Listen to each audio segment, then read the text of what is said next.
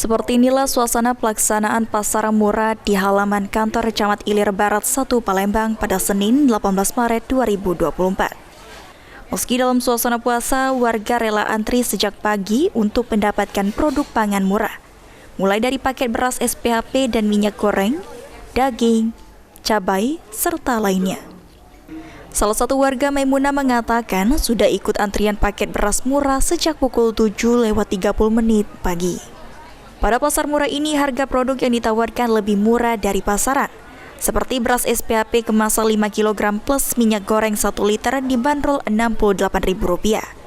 Kemudian daging sapi beku dibanderol Rp98.000 per kilogram dan daging kerbau beku dibanderol Rp80.000 per kilogram.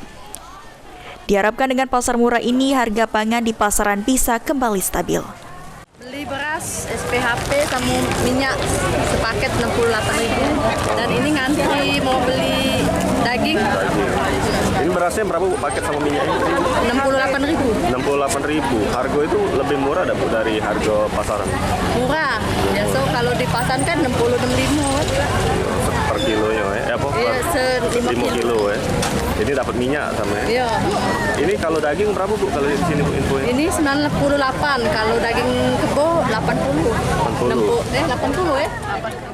Sementara itu, Sekcam Ilir Barat 1 Palembang Apriansyah menyampaikan dalam pasar murah ini untuk mencukupi kebutuhan masyarakat, Bulog menggelontorkan 3 ton beras SPHP dengan paket minyak goreng dan 1 ton daging sapi serta 1 ton daging kerbau.